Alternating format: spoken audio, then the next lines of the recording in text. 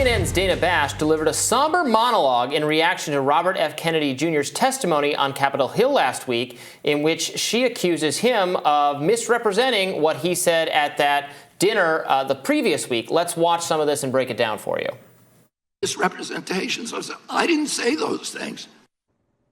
So you just heard it. Defamation, distortions, misrepresentations, reading between the lines, assigning motive, guilt by association. That is how RFK Jr. offers an answer for every accusation. But believing him that he's just a contrarian, that he never spread hate, requires ignoring his own words. COVID-19, there's an argument that it is ethnically targeted. COVID-19 is targeted to attack Caucasians and black people. The people who are most immune are Ashkenazi Jews and Chinese. That kind of denial and deflection showing up over and over in this hearing. So I'm getting so tired of this. I think Dana Bash and other people in the mainstream are just really missing what he actually said and how he's explained what he meant in that clip. So they're all saying that he said COVID-19 was an ethnically engineered bioweapon that kills more white people and black people than Jewish people and Chinese people. What he actually said, and he has clarified in his testimony on Capitol Hill and also in his interview with us, what he said was he's concerned about China, the U.S., and governments developing bioweapons, and as evidence and proof of concept that you could have a weapon, you could have a disease made that affects people of different ethnicities differently, look at COVID-19, which, according to a paper that he then cited, has had different health impacts on different racial communities, which that part I think is actually pretty inarguable. Just like all sorts of diseases have different impacts on different communities, might have something to do with the structure of the disease. It could also have something to do with differences in health and wealth in different communities. But then he pointed to this study that showed a genetic, a function of a receptor not being present in certain populations. Now, that has been scrutinized by some scientists who say that might not actually be true, or that might not actually indicate a different impact on those populations. But he wasn't saying, he wasn't asserting that COVID-19 was engineered to do that. He was just pointing to the fact that COVID-19 can and has had a different impact on different racial groups as evidence that you could, in theory, design a disease that works like this, and that would be very bad, and that would be something we should prevent. Again, you can critique. There are scientists who say that's not an accurate claim about the genetic structure of COVID. There are scientists who say, right, that COVID arose naturally. We're having that argument. I'm not at all persuaded that COVID was deliberately released as a weapon. I do think it's at this point more plausible than not that it was engineered in a lab. I think it accidentally escaped the lab.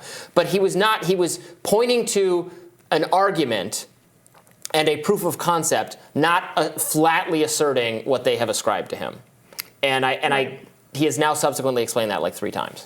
I think it's fascinating to observe the media do this thing that sometimes I'm guilty of doing, but it's when someone doesn't use language that's super precise, you can misunderstand them, right? Mm-hmm. He used the word there.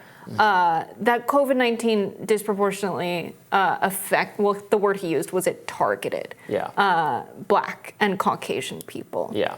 I would say it disproportionately affected them, right? Because the virus isn't making the deliberation about who it affects, this person versus that person because it was engineered to do so, right? That's not what he was saying, I think, when he used the word targeted, based on him clarifying.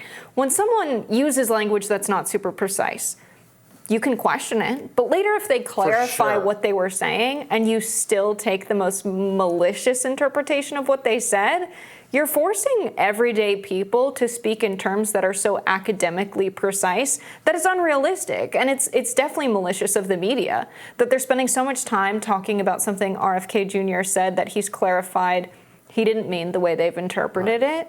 When you have Joe Biden in meetings with the Israeli president saying, why are they not criticizing that? We can interpret that 1,000 different ways. And when we interviewed him here, I pressed him and I asked, whether he thinks that some of those differences in COVID outcomes for different groups, rather than something genetic, can be attributed to, for instance, black people in Africa had, you can point to like not as bad COVID outcomes as here in the United States, and the United States in general not having as good COVID outcomes as you would hope for.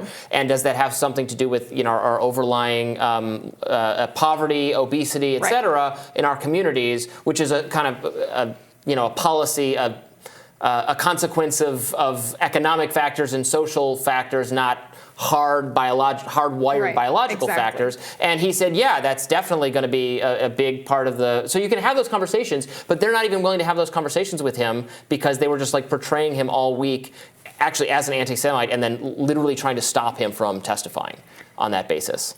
It's a lot easier to escape these kinds of criticisms from the media as a presidential candidate when you holistically remove yourself from conversations of substance. Yeah. When you talk about things of substance, you're going to get in some territory where you have to get specific, and you might say something that could be interpreted in another way. I think candidates have been made intentionally fearful of describing their views on matters of importance. Is a government developing a bioweapon a matter of importance and consequence? Yes, especially when we see rising sentiments of white supremacy, rising sentiments of ethnic, people just don't like certain ethnic groups. They've expressed this, the rise of anti-Semitism in the United States. Is it an important time to talk about bioweapons that could be engineered to affect people of certain ethnicities or, races? Yes. Yeah, sure. That's an important conversation. And not one he had where he was expressing his views to the public. It was one he had during a dinner. And so I think this is the media intentionally misinterpreting what he said. If he's clarified it since then and explained what he meant, it's not like he misspoke and said something terribly racist or said something that he genuinely believes and was caught on like a hidden camera. Like the word targeted, if changed, could have been a completely different statement, and he's clarified it since I think he then. could have said it better, but he has clarified it. Yeah. And again, critique it all you want, but you have to actually attribute to him what he actually said. Yeah. We have a little bit of our interview with RFK Jr. If you missed that, you should check it out. Here's a clip. Nonetheless, offensive to federal policies. So for a long time, I was being censored both by the Trump administration and by the Biden administration. Once I declared for president, it became more difficult. So now they've started this slander offensive against me to silence me.